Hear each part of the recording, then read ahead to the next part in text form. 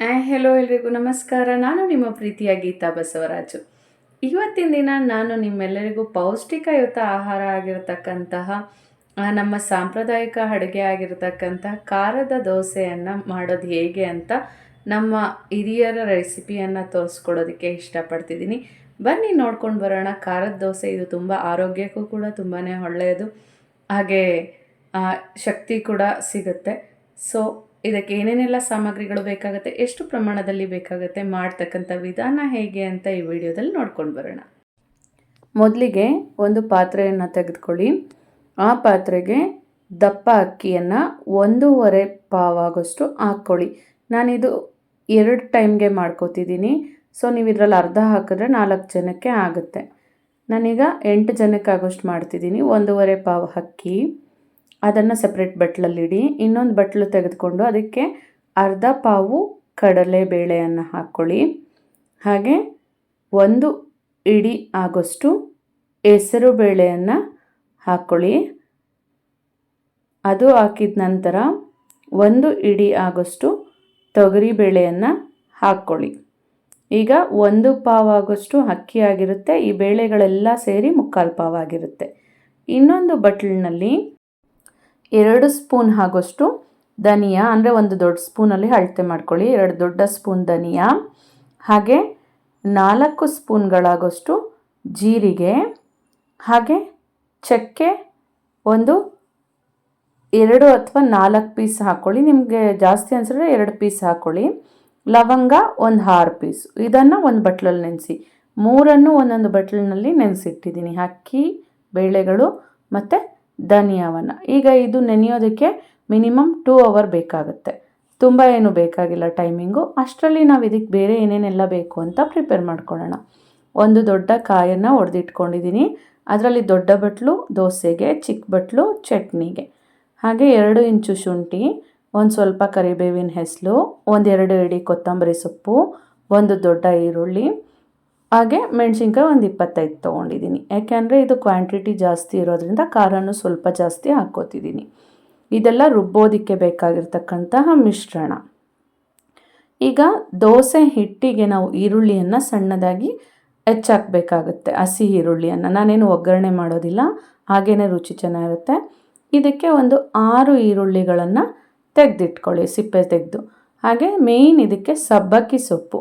ಸಬ್ಬಕ್ಕಿ ಸೊಪ್ಪು 1 ಚಿಕ್ಕ ಕಟ್ಟು ಅಥವಾ 4 ಇಡಿ ಸಬ್ಬಕ್ಕಿ ಸೊಪ್ಪನ್ನು ತೊಳೆದಿಟ್ಕೊಳ್ಳಿ. ಈಗ ನಾನು ಅಷ್ಟೊತ್ತಿಗೆ ಚಿಕ್ಕ ಬಟ್ಲನ್ನು ಚಿಪ್ಪು ಬಿಡಿಸಿ ಹಚ್ಚಿಟ್ಕೊಂಡು ರೆಡಿ ಮಾಡ್ಕೊಂಡಿದ್ದೀನಿ ಚಟ್ನಿಗೆ. ಹಾಗೆ ಸಬ್ಬಕ್ಕಿ ಸೊಪ್ಪು ಹಚ್ಚಿಟ್ಕೊಂಡಿದ್ದೀನಿ. ಸಬ್ಬಕ್ಕಿ ಸೊಪ್ಪನ್ನು ಹೆಚ್ಚಿಟ್ಟು 1 ಬಟ್ಲಿಗೆ ಹಾಕಿದ್ದೀನಿ. ಹಾಗೆ ಚಾಪರ್ನಲ್ಲಿ ಈರುಳ್ಳಿಯನ್ನು ಕೂಡ ಈ ರೀತಿ ಸಣ್ಣದಾಗಿ ಹಚ್ಕೋಬೋದು, ತುಂಬಾ ಸುಲಭ. ಅದು ಕೂಡ ಹಚ್ಚಿ 1 ಬಟ್ಲಿಗೆ ಹಾಕಿಟ್ಟಿದ್ದೀನಿ. ಈಗ ಚಟ್ನಿ ಕೂಡ ಪ್ರಿಪೇರ್ ಮಾಡ್ಕೊಂಡಿದ್ದೀನಿ. ಇನ್ನು ನೆಕ್ಸ್ಟು ನಾವು ಈಗ ದೋಸೆಗೆ ಖಾರವನ್ನು ರುಬ್ಕೊಳ್ಳೋಣ. ದೊಡ್ಡ ಬಟ್ಲು ಕೊಬ್ಬರಿ ಹೇಳಿದ್ನಲ್ವ, ಅದನ್ನು ಹೆಚ್ಚಿಟ್ಕೊಂಡು ಈ ರೀತಿ ನುಣ್ಣಕ್ಕೆ ಮಾಡ್ಕೊಳ್ಳಿ. ಈಗ ಇದಕ್ಕೆ ನಾವು ತಟ್ಟೆಯಲ್ಲಿ ಇಟ್ಟಿದ್ವಲ್ಲ, 1 ಈರುಳ್ಳಿ, 2 ಇಂಚು ಶುಂಠಿ, 25 ಮೆಣಸಿನ್ಕಾಯಿ, 2 ಇಡಿ ಕೊತ್ತಂಬರಿ, ಹಾಗೆ ಕರಿಬೇವು ಎಲ್ಲವನ್ನು ಪೇಸ್ಟ್ ಮಾಡಿದ್ರೆ ಈ ಥರ ಆಗುತ್ತೆ. ಈಗ ನಾವು ಸಬ್ಬಕ್ಕಿ ಸೊಪ್ಪು, ಈರುಳ್ಳಿ ಎಲ್ಲವನ್ನು ಹಚ್ಚಾಕಿರ್ತಕ್ಕಂತಹ ಬಟ್ಲಿಗೆ ಇದನ್ನು ಕೂಡ ಬಗ್ಸ್ಬಿಡೋಣ. ಅಷ್ಟರಲ್ಲಿ ನಮಗೆ ಅಕ್ಕಿ ಕೂಡ ನೆಂದಿರುತ್ತೆ ಕರೆಕ್ಟಾಗಿ. ನೋಡಿ, ನಾನು ಇದೆಲ್ಲ ಮಾಡೋದಕ್ಕೆ 2 ಅವರ್ ಪ್ರೊಸೆಸ್ ಬೇಕಾಗುತ್ತೆ, ಈರುಳ್ಳಿ ಸಿಪ್ಪೆ ತೆಗೆದುಕೊಂಡು ಎಲ್ಲ ಮಾಡೋಷ್ಟೊತ್ತಿಗೆ. ಸೊ ಅಷ್ಟೊತ್ತಿಗೆ ಅಕ್ಕಿ ಕೂಡ ನೆನೀತು. ನಾನು ಅದೇ ಜಾರ್ನಲ್ಲಿ ಅಕ್ಕಿಯನ್ನು ಕೂಡ ಗ್ರೈಂಡ್ ಮಾಡ್ಕೊತಿದ್ದೀನಿ. ಅಕ್ಕಿ 2 ಒಬ್ಬೆಗೆ ಹಾಕ್ಕೋತೀನಿ ನಾನು, 1.5 ಪಾವು ಹಾಕಿರೋದ್ರಿಂದ. ಹಾಗೆ ಈ ಧನಿಯಾ ಮತ್ತು ಜೀರಿಗೆಯನ್ನು ಯಾಕೆ ಸಪ್ರೇಟ್ ಬೌಲಲ್ಲಿ ನೆನೆಸಿದೆ ಅಂದರೆ, ಆ ನೀರನ್ನು ಚೆಲ್ಲಬೇಡಿ, ಅದರಲ್ಲಿ ಸಾರಾಂಶ ಇರುತ್ತೆ. ಸೊ ಅದು 1 ಒಬ್ಬೆಗೆ ಅರ್ಧ ಹಾಕ್ಕೊಳ್ಳಿ. ಈ ರೀತಿ ರುಬ್ಬಿ ಅದಕ್ಕೆ ಹಾಕ್ಕೊಳ್ಳಿ. ಈಗ ಇನ್ನೊಂದು ಒಬ್ಬೆನೂ ಸೇಮ್ ಇದೇ ರೀತಿಯಲ್ಲಿ ಅಕ್ಕಿ, ಮಿಕ್ಕಿರ್ತಕ್ಕಂಥ ಅಕ್ಕಿ ಮತ್ತು ಆ ಮಿಕ್ಕಿರ್ತಕ್ಕಂಥ ಧನಿಯಾ, ಜೀರಿಗೆ, ಚಕ್ಕೆ, ಲವಂಗ ಇದೆಲ್ಲವನ್ನು ಮತ್ತೆ ರುಬ್ಕೊಂಡು ಅದಕ್ಕೆ ಬಗ್ಸಿಟ್ಕೊಳ್ಳಿ. ಇದಕ್ಕೆ ನೀರು ಹಾಕ್ಬೋದು. ಅಕ್ಕಿಯನ್ನು ಸ್ವಲ್ಪ ನುಣುಪಾಗಿ ಓಡಿಸ್ಕೊಳ್ಳಿ, ಬೇಳೆಯನ್ನು ಮಾತ್ರ ಸ್ವಲ್ಪ ನುಚ್ಚು ನುಚ್ಚಾಗಿ ಓಡಿಸ್ಕೊಳ್ಳಿ. ಏಕೆ ಅಂತಂದರೆ ಬೇಳೆ ಸಿಕ್ಕಿದ್ರೇ ಅದು ತಿನ್ನೋದಕ್ಕೆ ರುಚಿಯಾಗಿರುತ್ತೆ. ಬೇಳೆಯನ್ನು ಕೂಡ ನಾನು ಸ್ವಲ್ಪ ನೀರು ಹಾಕಿ 2 ಒಬ್ಬೆ ಆಗೋಷ್ಟು ರನ್ ಮಾಡ್ಕೊತಿದ್ದೀನಿ. ವೀಪರಲ್ಲಿ ಹಿಂಗೆ ಜಸ್ಟ್ ಹಿಂಗೆ ಟರ್ನ್ ಮಾಡಿ ಆಫ್ ಮಾಡಿ ಆಗ ನುಚ್ಚಾಗಿ ಆಗುತ್ತೆ. ಈಗ ಅದು ಕೂಡ ರೆಡಿಯಾಗಿದೆ. ಅದನ್ನು ಅದೇ ಬೌಲ್ಗೆ ಬಗ್ಗಿಸ್ಕೊಬಿಡಿ. ಈಗ ಎಲ್ಲವನ್ನು ನಾವು ಹಾಕಿದ್ದೀವಿ. ಎಲ್ಲವೂ ಹಾಕಿದ ನಂತರ ನಾವೇನು ಮಾಡಬೇಕಾಗುತ್ತೆ, ಆ ಮಿಶ್ರಣವನ್ನು ಚೆನ್ನಾಗಿ ಸ್ವಲ್ಪ ತಳದಿಂದ ತಿರುಗಿಸಿ ಅದಕ್ಕೆ ನಾನು 5 ಟೇಬಲ್ ಸ್ಪೂನ್ ಆಗೋಷ್ಟು ಉಪ್ಪನ್ನು ಹಾಕ್ತಿದ್ದೀನಿ. ಸೋಡಾ 1/4 ಚಮಚ ಸೋಡಾವನ್ನು ಹಾಕ್ತಿದ್ದೀನಿ. ಇದು ತುಂಬ ನೆನೆಯೋಷ್ಟಿಲ್ಲ. ಇದೆಲ್ಲ ಆಗಿ ಒಂದು ಹಾಫ್ ಆನ್ ಅವರ್ಗೆ ನಾವು ದೋಸೆಯನ್ನು ಹಾಕ್ಕೋಬೋದು. ಈಗ ನೋಡಿ, ನೀರು ಎಷ್ಟು ಬೇಕೋ ಅಷ್ಟು ಹದವಾಗಿ ಹಾಕ್ಕೊಳ್ಳಿ. ಈ ಹಿಟ್ಟು ಸ್ವಲ್ಪ ಗಟ್ಟಿನೇ ಇರಬೇಕಾಗುತ್ತೆ. ತುಂಬ ತೆಳ್ಳಕ್ಕಿದ್ರೆ ರುಚಿ ಚೆನ್ನಾಗಿ ಬರೋದಿಲ್ಲ. ಸೊ ಈಗ ಹಿಟ್ಟು ಪರ್ಫೆಕ್ಟಾಗಿ ತಯಾರಾಗಿದೆ. ಈಗ ನಾವು ತವಾವನ್ನು ಕಾಯೋದಕ್ಕೆ ಇಡೋಣ. ಯಾವತ್ತೇ ಆಗಲಿ ಚಪಾತಿ ಹಾಕಿರ್ತಕ್ಕಂಥ ತವ ಆದರೆ ಫಸ್ಟು ದೋಸೆ ಕಿತ್ತೋಗುತ್ತೆ, ಚೆನ್ನಾಗಿ ಬರೋದಿಲ್ಲ. ಸೊ ತವದ ಮೇಲೆ ನೀರು ಹಾಕಿ ಚೆನ್ನಾಗಿ ತೆರಳಿಸಿ ಬಗ್ಸ್ಬಿಡಿ. ಇಷ್ಟು ಹದದಲ್ಲಿ ಗಟ್ಟಿಯಾಗಿ ಹಿಟ್ಟನ್ನು ಕಲಿಸ್ಕೊಂಡು 1 ಸೌಟ್ ಹಿಟ್ಟನ್ನು ತೆಗೆದುಕೊಂಡು ಸ್ವಲ್ಪ ದಪ್ಪಕ್ಕೇ ಹರಕೊಳ್ಳಿ. ಈ ದೋಸೆ ತುಂಬ ತೆಳುವಾಗಿ ಚೆನ್ನಾಗಿರೋದಿಲ್ಲ. ಈಗ ನಾನು ದಪ್ಪಗೆ ಹರವಿದ ತಕ್ಷಣ ಮೀಡಿಯಮ್ ಉರಿ ಇಡ್ತೇನೆ. ತುಂಬ ಉರಿ ಇಟ್ಟರೆ ಸೀದ್ಕೊಂಡು ಬಿಡುತ್ತೆ. ಮೀಡಿಯಮ್ ಉರಿ ಇಟ್ಟು ನಾವೇನು ಮಾಡೋಣ ಅಂದರೆ ಅದಕ್ಕೆ 2 ಸ್ಪೂನ್ಗಳಾಗೋಷ್ಟು ಎಣ್ಣೆಯನ್ನು ಸುತ್ತಲೂ ಸ್ಪ್ರೆಡ್ ಮಾಡೋಣ.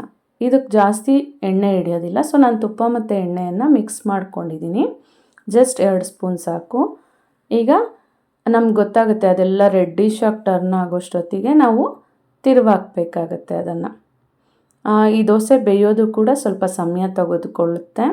ಮಿನಿಮಮ್ 1 ದೋಸೆ ಬೇಯಿಸಬೇಕು ಅಂತಂದರೆ ಒಂದು 5 ಮಿನಿಟ್ಸ್ ಬೇಕಾಗುತ್ತೆ. ಈಗ ನೋಡಿ ತಿರುವಾಕ್ತಿದ್ದೀನಿ. ಹಿಂದೆ ಕಡೆ ಕೂಡ ರೆಡ್ಡಾಗಿ ಬಂದಿರುತ್ತೆ. ತುಂಬ ಸೋಡಾ ಹಾಕಿಬಿಟ್ರೆ ದೋಸೆ ಮೆತ್ತು ಇರುತ್ತೆ, ಕ್ರಿಸ್ಪಿನೆಸ್ ಇರೋದಿಲ್ಲ. ಈಗ ಹಿಂದೆ ತಿರುವಾಕಿದ್ಮೇಲೆ ಹಿಂದೆ ಕೂಡ ಸ್ವಲ್ಪ ಜಿಡ್ಡನ್ನು ಸ್ಪ್ರೆಡ್ ಮಾಡಿ. 1 ದೋಸೆಗೆ ಮಿನಿಮಮ್ 2 or 3 ಟೇಬಲ್ ಸ್ಪೂನ್ ಆಗೋಷ್ಟು ಜಿಡ್ಡು ಹಿಡಿಯುತ್ತೆ ಅಷ್ಟೇ. ಸೈಡಲ್ಲಿ ತುಪ್ಪ ಹಾಕ್ಕೊಂಡು ತಿಂದರೆ ತುಂಬಾ ರುಚಿ ಇರುತ್ತೆ. ಇದು ಅಷ್ಟೇ, ಹಿಂದೆನೂ ಮೀಡಿಯಮ್ ಉರಿನಲ್ಲೇ ಬೇಯಿಸೋಣ.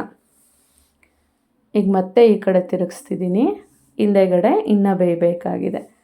ಸೊ ಈ ಕಡೆ ಸ್ವಲ್ಪ ಬೆಂದ ನಂತರ ಮತ್ತೆ ತಿರುಗಿಸ್ಕೊಡೋಣ ಅದನ್ನು.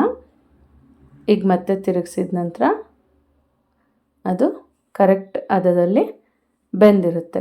ಒಟ್ಟಾರೆಯಾಗಿ ಇದು ಪೌಷ್ಟಿಕಯುತ. ಅಂದರೆ ಯಾಕೆಂತಂದರೆ ಬೇಳೆ ಕಾಳುಗಳು ಎಲ್ಲ ಕಾಳು ಹಾಕಿನೂ ಮಾಡ್ತಾರೆ ಕೆಲವರು. ಆದರೆ ಇದು ನಮ್ಮ ರುಚಿ ಈ ರೀತಿ ಇರುತ್ತೆ. ಸೊ ನೀವು ಕೂಡ ಹೊಸ್ದಾಗಿ ಟ್ರೈ ಮಾಡ್ಬೋದು. ಒಟ್ಟಾರೆಯಾಗಿ ಖಾರದ ದೋಸೆ ಈಗ ರೆಡಿ ಇದೆ. ಇದಕ್ಕೆ ಚಟ್ನಿ ಮತ್ತು ತುಪ್ಪ ಕಾಂಬಿನೇಷನ್ನು ತುಂಬಾ ಚೆನ್ನಾಗಿರುತ್ತೆ. ಸೊ ನೀವು ಕೂಡ ಇದನ್ನು ಖಂಡಿತ ಟ್ರೈ ಮಾಡಿ. ಏಕೆ ಅಂತಂದರೆ ನಾನು ಹೇಳಿದ್ನಲ್ಲ ಈಗಾಗಲೇ, ಇದರಲ್ಲಿ ಹೆಚ್ಚಾಗಿ ಕಾಳುಗಳು ಬಿದ್ದಿದೆ. ಅದರಿಂದ ಮತ್ತು ಸಬ್ಬಕ್ಕಿ ಸೊಪ್ಪು ಕೂಡ ಆರೋಗ್ಯಕ್ಕೆ ತುಂಬಾ ಒಳ್ಳೆಯದು. ನಮ್ಮ ಮಕ್ಕಳು ಹಾಗೆ ಅಂತೂ ತಿನ್ನೋದಿಲ್ಲ. ಈ ರೀತಿ ಯಾವುದಾದ್ರು ಒಂದು ಟಿಫನ್ನಲ್ಲಿ ಆ್ಯಡ್ ಮಾಡಿದಾಗ ಅವ್ರಿಗೂ ಕೂಡ ಇದು ದೇಹಕ್ಕೆ ಸೇರುತ್ತೆ. ಆದಷ್ಟು ನಮಗೆ ಸೊಪ್ಪು ತರಕಾರಿಗಳು ದೇಹಕ್ಕೆ ಹೆಚ್ಚು ಅವಶ್ಯಕತೆ ಇದೆ. ಸೊ ಟ್ರೈ ಮಾಡಿ. Thank you. ಸೊ ನೋಡಿದ್ರಲ್ಲ ಫ್ರೆಂಡ್ಸ್, ಖಾರದ ದೋಸೆಯನ್ನು ಇಷ್ಟು ಸುಲಭವಾಗಿ ಮಾಡ್ತಕ್ಕಂಥದ್ದು ಹೇಗೆ ಅಂತ. ಸೊ ನೀವು ಕೂಡ ಒಮ್ಮೆ ಟ್ರೈ ಮಾಡಿ. ಖಂಡಿತ ಇದು ಆರೋಗ್ಯಕ್ಕೆ ತುಂಬಾ ಒಳ್ಳೆಯದು. ಮಕ್ಕಳಿಗೆ ತುಂಬಾ ಡಿಫ್ರೆಂಟಾಗಿರುತ್ತೆ ಮತ್ತು ಹೆಲ್ದಿ ಕೂಡ ಆಗಿದೆ. ಸೊ ಒನ್ಸ್ ಟ್ರೈ ಮಾಡಿ ಹೇಗಿತ್ತು ಅಂತ ಕಾಮೆಂಟ್ ಬಾಕ್ಸಲ್ಲಿ ತಿಳಿಸಿ. Thank you. Take care. Bye.